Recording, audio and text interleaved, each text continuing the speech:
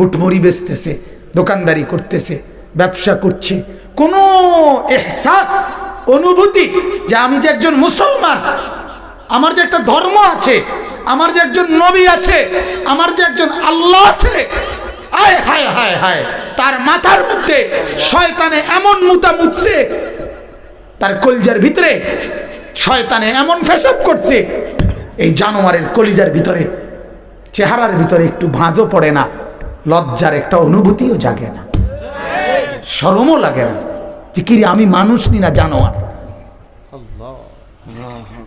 আমি মানুষ না জানোয়ার। আমার তো স্পষ্ট কথা, ফজরের নামাজ না পড়ে ঘুমায় যে ঘরে মানুষগুলো, আপনাদের যাদের ঘরের ছেলে ফজরের নামাজ না পড়ে ঘুমায়, বিবি ফজরের নামাজ না পড়ে ঘুমায়, মেয়ে ফজরের নামাজ না পড়ে ঘুমায়, এবং কর্মজীবী কামাই রোজগার করেন যারা, পরিবারের অভিভাবক ফজরের নামাজ না পড়ে ঘুমায় থাকেন, সকাল 8টায় 9টায় 7টায় যারা ঘুম থেকে ওঠেন নামাজ না পড়ে, এরা মানুষ ওঠে না, এরা জানোয়ার ঘুম থেকে ওঠে, জানোয়ার জানোয়ার জানোয়ার, এরা জানোয়ার। জানোয়ার বেটা তুমি, জানোয়ার তুমি, তোমার সাথে কুকুরের তফাৎ তুমি বলো। দাঁড়াও মিয়া, এখন দাঁড়াও, দাঁড়াও, তুমি বলতে পারলে আমি সাইরে দেবো মাইক, নেমে যাবো আমি, দাঁড়াও। তোমার সাথে কুত্তার পার্থক্য কও, বলো। কুকুরে খানা খায়, তুমিও খানা খাইছো, কুকুরে বিশ্রাম করে ঘুমায়, তুমিও বিশ্রাম করছো, কুকুরের ফেডেও বাচ্চা হয়, তোমার ঘরেও বাচ্চা কাচ্চা আছে, আর কি তা তফাৎ বলো মিয়া। জানোয়ারের সাথে পার্থক্য বলো আপনাদের ছেলেদের। শিক্ষিত হইতেছে ছেলে, হে পড়ালেখা করে, হে বলে শিক্ষিত। কি শিক্ষিত মিয়া, কি শিক্ষিত? মালিক চিনে না যে সে শিক্ষিত কিভাবে? আরে মনিব চিনে না যে, বানানেওয়ালা চিনে না যে, সে শিক্ষিত কিভাবে হয়? মূর্খ তো এত মূর্খ হয় না বাজান, হাইওয়ানও তো এত হাইওয়ান হয় না। আল্লাহ তাআলা তো বলছে মানুষ ছাড়াও যারা আমার সৃষ্টি, তারা তো আমার তাসবিহ পড়ে, তাসবিহ। ইউসাব্বিহু লিল্লাহি মা ফিস সামাওয়াতি ওয়া মা ফিল আরদ, এই যে কোরআনের আয়াত। আল্লাহ বলেন সাত আসমানে এবং জমিনে যা কিছু আছে চতুর্দিকে, সব কিছু আমি মাওলার তাসবিহ পড়ে। কি পড়ে? আল্লাহ কোরআনে বলেন ইয়া জিবালু আওবিবি মাহু, আল্লাহ পাহাড়কে বলছেন ও পাহাড়, আমার নবী দাউদ আমি মাওলার জিকির করে, তুমিও তার সাথে জিকির করো। পাহাড় পাহাড় পাহাড় মাওলার জিকির করে। আল্লাহ রাব্বুল আলামিন বলেন কোরআনুল কারীমের মধ্যে ওয়া ইম মিন শাইইন ইল্লা ইউসাব্বিহু বিহামদিহি, এমন কোন জিনিস নাই যা আমি মাওলার তাসবিহ পড়ে না, সব আমার প্রশংসার তাসবিহ পড়ে। আল্লাহ রাব্বুল আলামিন বলেন অত্তয়রু সাফাতিন, সারিবদ্ধ যেই পাখি উড়ে যায় সবগুলো আমি মাওলার তাসবিহ পড়ে। সমস্ত পাখি, সমস্ত জন্তু জানোয়ারের ডিউটি কেবল একটাই, মাওলার তাসবিহ। কি বলেন? আল্লাহর তাসবিহ। আর মাওলা পাক ফেরেশতাকে বলে বলে রিজিক পৌঁছায় দেয়। আল্লাহ বলেন আমার সৃষ্টি জগৎ সব আমার তাসবিহ পড়ো, আমি মাওলা রিজিক যথাসময়ে পৌঁছিয়ে দেব। এজন্য আমার শায়েখ আল্লামা মুফতি মুশতাকুর নবী সাহেব হযরত বলেন পাখি বিরেক বলে সুবহানাল্লাহ সুবহানাল্লাহ। পাখি কিচিরমিচির করে না, পাখি মূলত তাসবিহ পড়ে। কি করে? কি পড়ে? সুবহানাল্লাহ। বলেন সুবহানাল্লাহ সুবহানাল্লাহ সুবহানাল্লাহ। আর আল্লাহ রাব্বুল আলামিন বলে ফেরেশতারা শুনতেছো না? পাখি পড়ছে সুবহানাল্লাহ মাওলা আদেশ করলাম রিজিক পৌঁছা, রিজিক পৌঁছা। এজন্য আল্লাহর নবী বলেন প্রতিদিন ভোরবেলায় পাখিরা আল্লাহর নামের তাসবিহ পড়তে পড়তে খালি পেটে বের হয়ে যায়, সন্ধ্যা হবার আগে আগেই মাওলা পেট ভরাইয়া ঘরে ফিরাইয়া দেয়। তাকদু খিমাসান ওয়া তারুহু বিতানা, বের হয় খালি পেটে, ফিরে আসে ভরা পেটে। পৃথিবীর পাখি কোন ডিগ্রি নিছে, কোথায় অফিস করে, পৃথিবীর কোন পাখির জন্য সরকারি কোন ব্যবস্থাপনা, কথা বলেন। বাংলাদেশের পাখি বলেন, ইন্ডিয়ার পাখি বলেন। এক বড় বুজুর্গ আছেন পাকিস্তানের, ইন্তেকাল করছেন সৈয়দ আব্দুল মজিদ নদীম সাহেব রহমতুল্লাহ আলাইহ। উনি বললেন যে আল্লাহর কসম, আমি যেন এই চোখ দিয়ে দেখি পৃথিবীর বহু কাফের দেশ আমি সফর করছি। হযরত বলছেন আমি দেখছি কাফের দেশে মানুষগুলো কুফরি করতেছে, মানুষগুলো শিরিক করছে, কিন্তু ওই দেশের পাখিগুলোও মাওলার তাসবিহ পড়তেছে। সুবহানাল্লাহ। মানুষে না মুশরিক, কথা বুঝছেন না, মানুষে না বেঈমান, কিন্তু আমেরিকার পাখিও ঈমানদার, ঠিক না? লন্ডনের পাখিগুলোও কি ঈমানদার, ওরা সব মাওলার তাসবিহ পড়ে। রাগ হইয়েন না, শক্ত কথা বললাম, রাগ হইয়েন না বাপ, রাগ হইয়েন না, ভাবেন ভাবেন, ফিকির করেন, একটু ভাবেন। আমি আসলেই কোনো বক্তা না, ওয়াইজ বক্তাদের যেই গেট আপ থাকে এর কিচ্ছু আমার দ্বারা নাই। এর অনেক কিছু থাকে বক্তাদের, অনেক নিয়ম কানুন, হ্যাঁ, সিস্টেম থাকে, কাগজ থাকে, ফাইল থাকে, দাওয়াত দেওয়ার একটা নিয়ম থাকে, হ্যাঁ, আগে কত পরে কত, মাঝে দিয়ে কত, কি ফানি খায়, আসে কেমনে, কতক্ষণ ব্যাট খায়, কতক্ষণ আসে, কতক্ষণ সদর বদর, কথা বুঝছেন না? আমার এই আসলে আমি কোনো বক্তা উক্তা না, আমার এক কথা, আমি আখিরাতের ফেরিওয়ালা, আমি এক ফেরিওয়ালা। আল্লাহর কসম, দুয়ারে দুয়ারে কবর কথা মনে করাই, আখিরাত মনে করাই, আখিরাত মনে করাই, মনে করাইতে আসছি বাজান।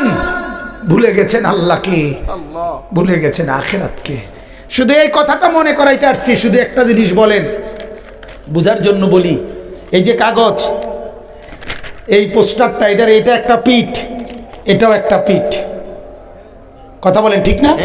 দুইটা পিঠ কিনা বলেন না? আপনাদেরকে মনে করাইতে আসছি, আল্লাহ বলছে ইয়ালামুনা যাহিরাম মিনাল হায়াতিদ দুনিয়া ওয়া হুম আনিল আখিরাতি হুম গাফিলুন। আল্লাহ বলে বান্দা, মাটির উপরের যেই পিঠ, মাটির উপরের যেই ঘর, মাটির উপরের যে অংশ, এটা তো খুব সাজাইলা, এটা তো খুব বুঝলা, এই পিঠটা তো দারুণভাবে লেখা ডিজাইন করে অনেক কিছু দিয়ে সাজাইলা, এই পিঠটা তো একদম খালি। আল্লাহ বলেন জমিনের উপরের যেই ঘর, সেই ঘরে তো সোফা, খাট, পালং, ফার্নিচার, ওয়াল, বাউন্ডারি, দরজা, জানালা, টাইলস, গ্রিল, এসএস পাইপ সব দিয়ে বান্দা জমিনের উপরের ঘর তো সাজাইলা। আল্লাহ বলেন বান্দা, তুমি কি জানো না বান্দা, জমিনের নিচে তোমার আরেকটা ঘর আছে, ওই ঘরের নাম কবর, সেইটা কেন এমন খালি রাইখা দিলা? এ ঘর তো খুব সাজাইলা, এই ঘর কেন খালি রেখে দিলা বান্দা? এই পিঠে কেন কিছু নাই?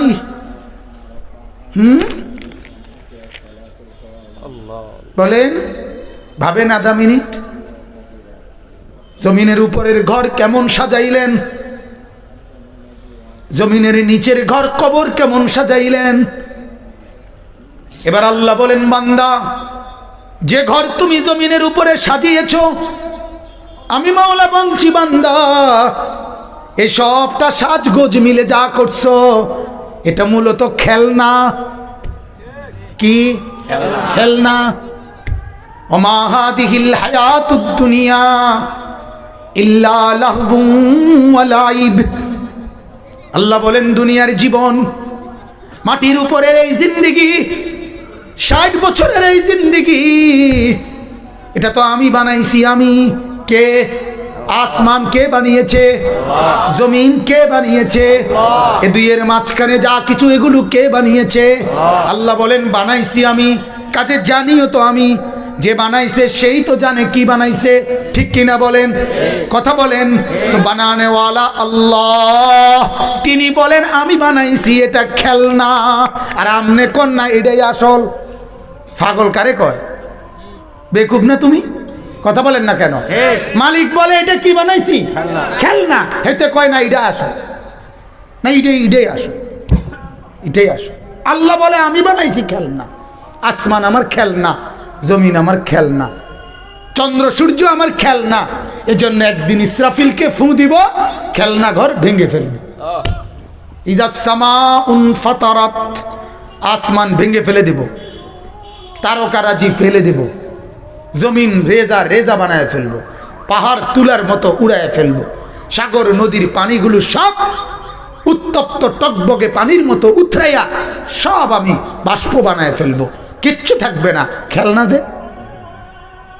আগের দিনের বুজুর্গরা কাঁদা কাঁদা বলতেন, ছোট্ট বাচ্চা, আমরাও তো ছোটবেলায় অল্প কদ্দুর মাটিতে ঘর বানাইতাম, ছোট ছোট ঘর। এরপরে জামাই বউর বিয়ে দিতাম, এরপরে দেয়া রান্না বান্না হইতো, তারপরে দেয়া কচুর ডান্ডা কাইটা তো গোস্ত, এরপরে যে সুরকি, ইটের সুরকি দিয়ে দিয়া তরি তরকারি বানাইতাম। এরুম বানাইয়া ঘর বানাইছি, বিয়েও দিছি, মেহমানদারিও চলতে আছে।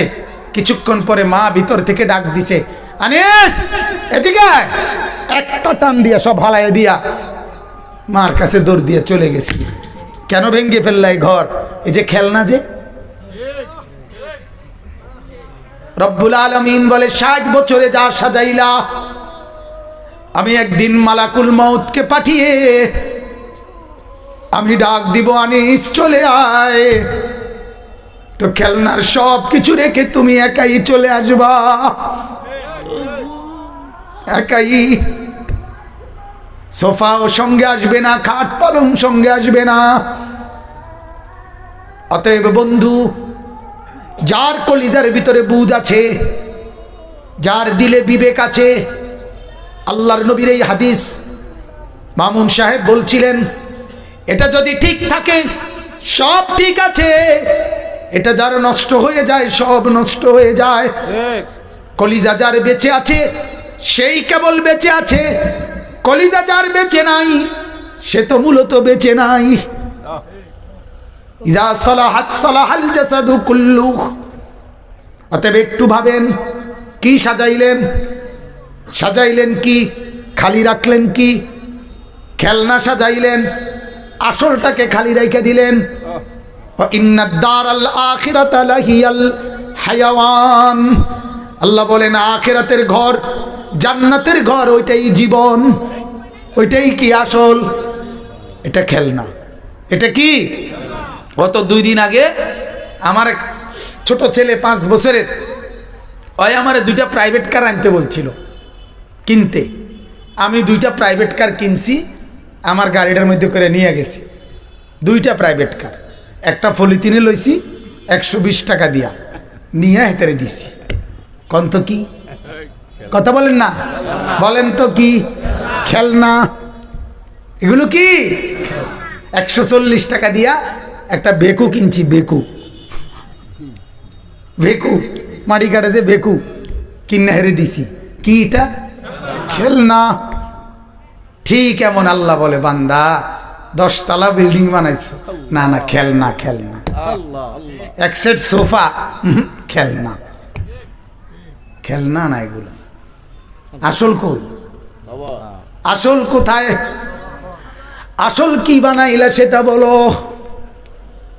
ভুলে গেলা আসলকে, পড়ে রইলা খেলনার ভিতরে। আহ বাপ রে, বাবার ফিকির এটা, জিভুতের লাগিয়া গদ্দুয়ার, দাদারও ফিকির, নায়নাতকুরের লাগিয়া গদ্দুয়ার। আমরা থাকতে থাকতে যদি গদ্দুয়ারটা শেষ করে যেতাম, মূল্য আর দুঃখ ছিল না। না, ফুটাইতে, টেলিভিশন চাইতে আরাম হইতো, মোবাইল চালাইতে সুবিধা, ঘরে বইয়া মানুষের ঘরে আর যাওয়ান লাগতো না।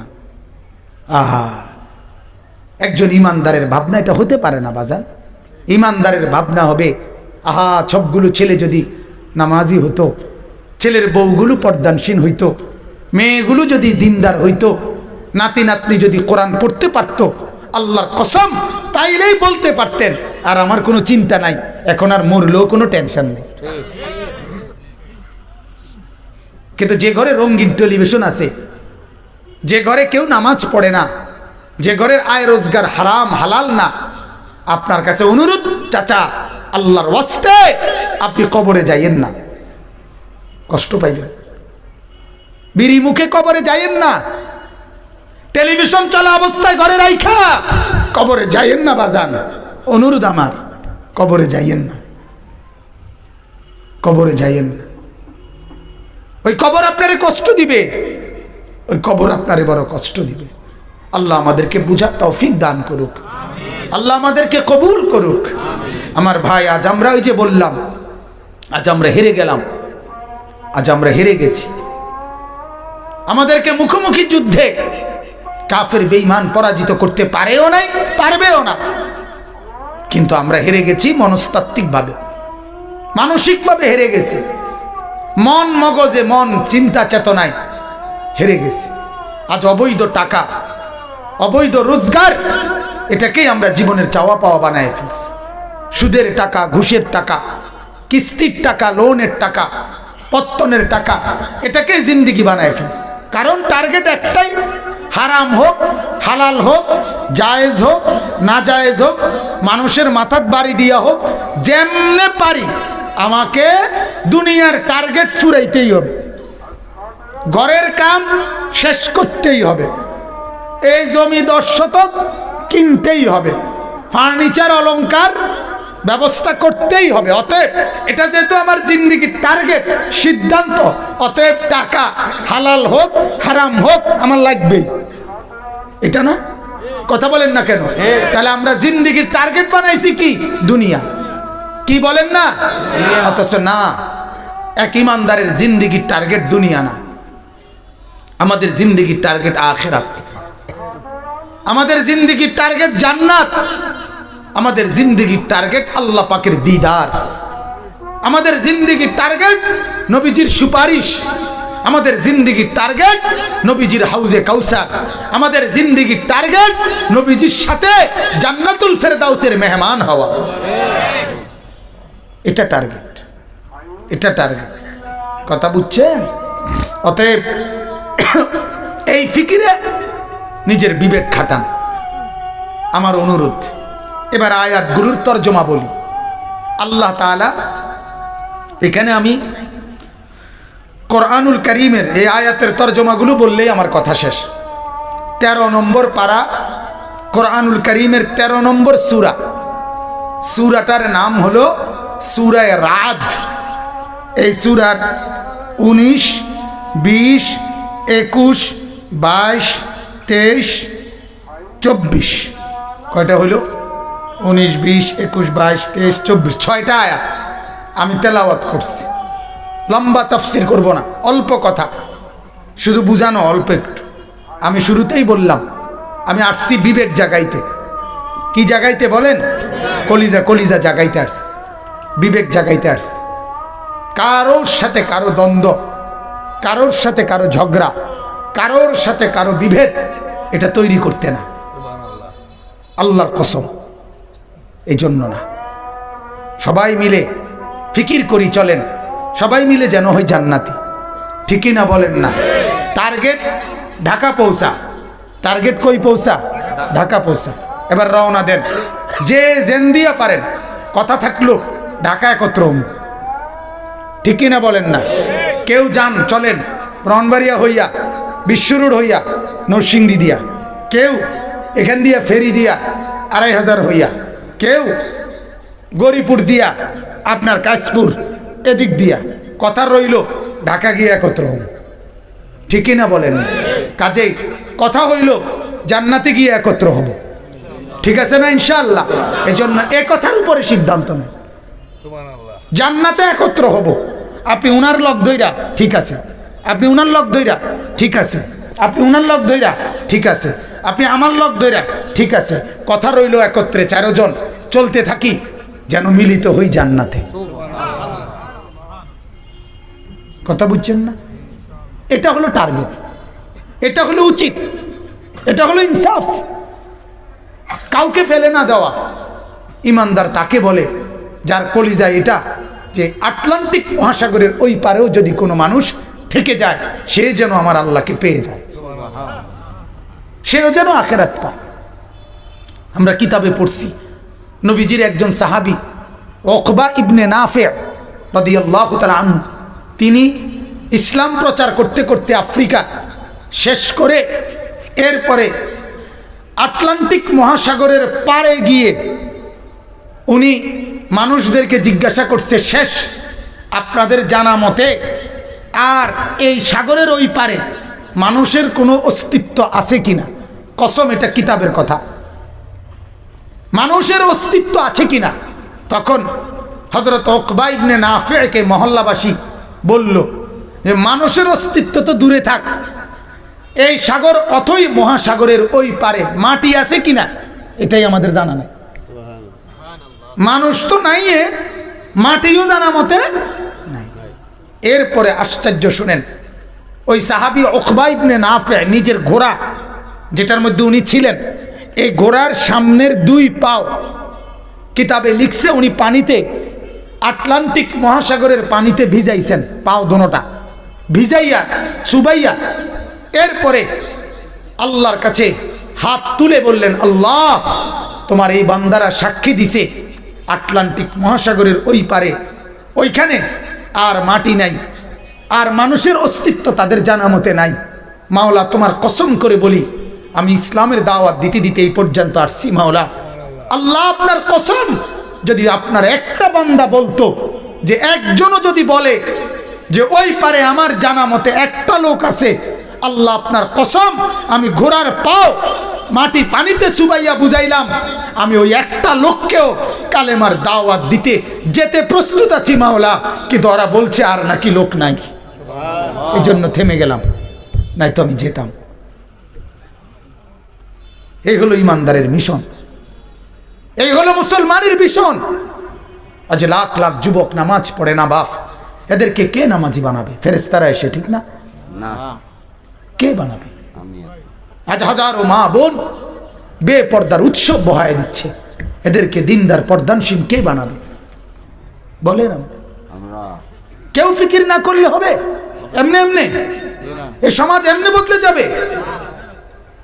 লক্ষ লক্ষ যুবক মদ, গাঁজা, ইয়াবা, ফেন্সিডিল, মাদকাসক্ত কি পরিমাণ! বাংলাদেশের কোন ইউনিয়ন এখন আছে যেখানে মাদকাসক্ত নাই, নেশাখোর নাই? আশ্চর্য! আমরা এত বড় ভাগ্যবান দেশে বসবাস করি, আমরা ভাগ্যবান। আমাদের দেশের বুদ্ধিজীবীরা গত 1 সপ্তাহ আগে বাংলাদেশের শ্রেষ্ঠ বুদ্ধিজীবীরা কিছু বুদ্ধি দিছে, সরকারের কাছে বুদ্ধি পেশ করছে যে বাংলাদেশের সমস্ত দোকানপাটে আপনার সর্বত্র, শুনছেন না, এটা খোলামেলা সবখানে মদের যত জিনিস স্বাভাবিকভাবে বিক্রয়ের অনুমতি দেওয়া হোক, যাতে খোলামেলা বিক্রয় করিলে এরপরে কিনতে গিয়া শর্মে আস্তে আস্তে কিনতো না, নেশা কমে যাবে। অসাধারণ বুদ্ধি, অসাধারণ কি বুদ্ধি রে বাপরে বাপ! মানে কি কইতাম আর, এরকম একজন বুদ্ধিজীবীরা আমরা এনে যদি খাড় করে দেখতাম যে আমনি কদ্দুর বুদ্ধিটা কন, মানুষের দ্বারা গছেনি কদ্দুর চান,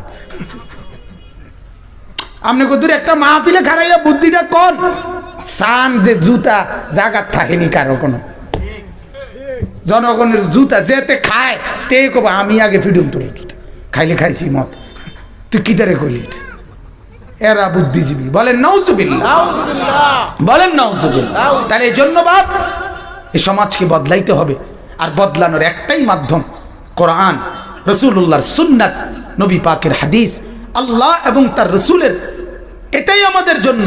এছাড়া পরিবর্তনের আর কোনো মাধ্যম নাই। আল্লাহ আমাদেরকে তৌফিক দান করুক, বলেন আমিন। জি, এরপরে দেখেন, চলেন তরজমা আমরা পড়ি। আল্লাহ পাক রব্বুল আলামিন বলতেছেন, আফামান ইয়ালামু আন্নামা উনজিলা ইলাইকা মির রাব্বিকাল হক কামান হুয়া আ'মা। খুব মনোযোগ দিয়ে শুনেন কোরআন। আল্লাহ তাআলা বলেন, ও নবী, দুইজন লোক, আমি আল্লাহ তাআলা তাদের পার্থক্য বলতেছি। একজন যে এই কথা পূর্ণ জানে, বোঝে যে আমি আল্লাহর পক্ষ থেকে আপনি রসুলের উপরে যা কিছু নাজিল করা হলো তাই একমাত্র সত্য, তাই একমাত্র সঠিক। কথাটা বুঝছেননি? এই কথাটা যে জানে এবং কি বোঝে। আরেকজন এই কথাটা জানে এবং বোঝে না। আল্লাহ তাআলা বলেন, জিজ্ঞাসা করতেছে, বলেন তো এই দুইজন কি সমান? কথা বলেন না, এই দুইজন সমান না। প্রশ্নটা বুঝছেননি আপনি? এটা কিন্তু একটা প্রশ্ন। আল্লাহ যে একজন লোক এই কথাটা জানে, বুঝে যে যা কিছু আমি আল্লাহ আমার বন্ধুর উপরে, নবীর উপরে নাজিল করেছি, বলেছি, এটাই একমাত্র সত্য, এটাই সঠিক। এটা যে জানে, বুঝে, আর এটা যে জানে না, বোঝে না, এ দুইজন কি সঠিক? সমান? সমান? এটা সমান। আল্লাহ তাআলা বলেন, এই দুইজনের পার্থক্য কি? আল্লাহ তাআলা বলেন, একজন চক্ষুষ্মান, আরেকজন অন্ধ। সোজা আয়াত, কামান হুয়া আ'মা। আমি আল্লাহ আপনি রাসূলের উপরে যা প্রেরণ করলাম, এটাকে যে বোঝে নাই, এটাকে যে মানে নাই, এটাকে যে চিনে নাই, সে মূলত চোখ নাই, সে অন্ধ। আর যে বুঝছে, মানছে, সেই মূলত চোখওয়ালা। আল্লাহ তাআলা বলছে এই দুইজনের পার্থক্য। এজন্যই তো আমি বললাম যে আপনি আপনার পার্থক্য বলেন। আপনার কপালে সেজদা নাই, আপনার সাথে জানোয়ারের পার্থক্য বলেন। আপনার জিন্দেগিতে নবীর তরিকা নাই, আপনি চোখে দেখেন, এ কথা প্রমাণ করেন। এজন্য কোরআনুল কারীমের মধ্যে আছে, ওয়ামান আ'রাদা আন যিকরি ফাইন্না লাহু মাঈশাতান দানকা ওয়া নাহশুরুহু ইয়াওমাল কিয়ামাতি আ'মা। কোরআনের আয়াত। আল্লাহ তাআলা বলে, আমার থেকে যে বিমুখ, আমার দিন থেকে যে বিমুখ, আমি আল্লাহর শরণ থেকে যে বিমুখ, আমাকে যে ডাকে নাই, আমি আল্লাহ তাআলা তার দুনিয়ার জীবন সংকীর্ণ বানিয়ে রাখবো। তার পেরেশানি যাবে না। রাজপ্রাসাদের আমার তো পরিষ্কার দাবি, আমাদের ঢাকা শহরের আলিশান ভবন বিল্ডিংগুলোতে যে পরিমাণ সারা রাত পেরেশানি, অস্থিরতা, দুঃখ আর বেদনার কান্না, ভেতরে ডুমরে গুমরে মরে, আমার দেশের খেটে খাওয়া দিন মজুরে তার লক্ষ কোটি ভাগের 1 ভাগ পেরেশানিও তাদের নাই। 3 মজুরের পেরেশানি নাই। আমি চিনি, আমাদের কাছে অহরহ বড় বড় শিল্পপতি, পয়সাওয়ালা দোয়া চায় মোবাইলে। ওই যে আমগো ওয়াজ এই মোবাইলগুলোতে, ওই যে এগুলো দিয়ে শোনে, এখন শোনার কারণে অহরহ কাইন্দা কাইটা দোয়া চায়। এক একজনের পেরেশানি বললে নিজের কাছে আফসুস লাগে, যে আহা, এত বড় কোটিপতি এত অসুবিধায় আছে, কাঁদে। আবার একজন ভদ্রলোক বলছে, হুজুর দোয়া করবেন, আমি একটু ঋণী আছি। হ্যাঁ, বড় শিল্পপতি, 7,000 কর্মচারী ওনার, 7,000 কর্মচারী ওনার কোম্পানিতে। আমি বললাম, কয় টাকার ঋণ? মানে দোয়া এমনি কইলাম, আরে আমার ঘনিষ্ঠ মানুষ। হুজুর 900 কোটি টাকা। 900 কোটি টাকার ঋণ, লোন। আমি তখন বললাম, ভাই, রসিকতা করে বললাম যে আমার পক্ষে 900 কোটি টাকার দোয়া, এটা আমার মতো হুজুর, এটা হুজুরও লাগবে হয়ে জাতের, এটা আমার মতো 1.5 বছর হুজুর দিয়া আমি সর্বোচ্চ নাহলে 20-50 হাজার টাকার দোয়া